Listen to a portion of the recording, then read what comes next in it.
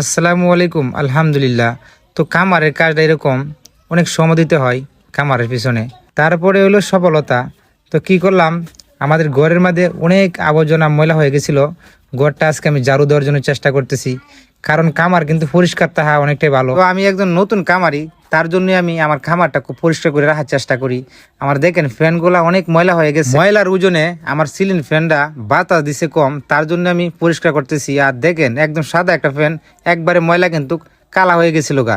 তো মোটামুটি আমার ফ্যানটা পরিষ্কার হয়ে গেল। পরে কি করলাম, আমার পাখির কাছার সামনের দিকে পরিষ্কার করতেছি, কারণ পাখির শরীরে অনেক ময়লা পড়তেছে উপর থেকে আইসা। ডরায়া দেখেন আমার স্বপ্নের কোয়েল পাখি কিভাবে হালিতেছে। আর আমি কি করলাম, দুনো সাইড পরিষ্কার করে নিলাম, কারণ পরিষ্কার কিন্তু প্রতিদিন চাইলেই করা যাবে না, তার জন্য আজকেই ভালো করে পরিষ্কার করে নিচ্ছি।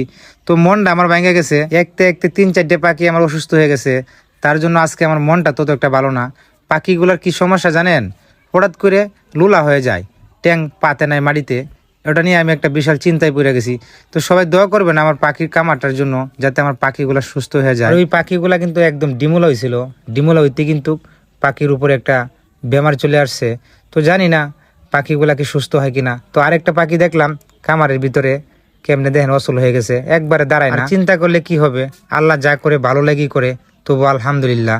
তারপরে কি করলাম, আমাদের ডিমগুলা আমি গণতেছিলাম, কারণ ডিম কিন্তু একটু বলন দিতেছে এখন আগের থেকে। ডিম বেশি দেওয়ার সময় হয়েছে, এখনই কিন্তু আমার পাখি কটা অসুস্থ হয়ে গেছে। তবু আমার মন খারাপ নাই। তারপরে আমি কি করলাম, পাখির লেদাগুলা সাফ করা শুরু করে দিলাম। তো লেদা সাফ করা আমার শেষ, এখন আমি চলে আসলাম আমার গরুর কামারের ভিতরে। আজকে আপনাদেরকে আমি সম্পূর্ণ আমাদের কামারগুলা দেখানোর চেষ্টা করব, কবুতর টোটালি যা আছে আমার সম্পূর্ণ এই ভিডিওতে আমি তুলে ধরবো, সবাই আমার সাথে থাকে। অনেকদিন ঢাকা থেকে এলাম, তারপরে দেখতেছি আমার গরুগুলো অনেক আলাগ হয়েছে গা। গরু কিন্তু অনেক যত্ন করতে হয়, ওটা টাইম টু টাইম কিন্তু সানাটাই আসল, সানাগুলা খাওয়াই তাহলে গরুগুলা ভালো থাকে। আমি দেখতেছি আমার গরুটি সানা খাওয়ার জন্য একদম অস্থির হয়ে গেছিল। তো আমার সানা খাওয়ানি শেষ, এখন আমি গরুগুলা গোসল হারামো। আপনারা কি কোন জানি না, অনেকেই বলে বুড় হারায়াম, আমি বলতেছি গোসল হারায়াম।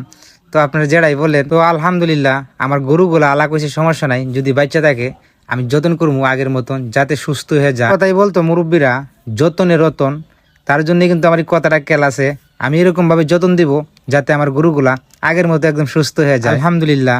আমার একটা কথা বলতে আপনাদের কাছে মিস্টেক হয়ে গেছে, এই গরুটা দেখতেছেন না, ওটা কিন্তু গাবিন, তার জন্য কিন্তু আমি গরুটা হালতাছি। তো সবাই দোয়া করবেন, যে আমার মনে আশা আছে যাতে আশাগুলো পূর্ণ হয়। তো আমার গরু গোসল হারানি শেষ, আর গরুর ঘর যদি পাক্কা থাকে তাহলে অনেকটাই সুবিধা আছে। দেখেন গোসল হারায় কিন্তু আমি ঝাড়ু দিছি, আমার ঘরটা কিন্তু শুকায় গেছে গা। তারপরে কি করলাম, আমি চলে যাইতেছি বন করার জন্য। আমাদের লাশে দেখেন কিছুদিনের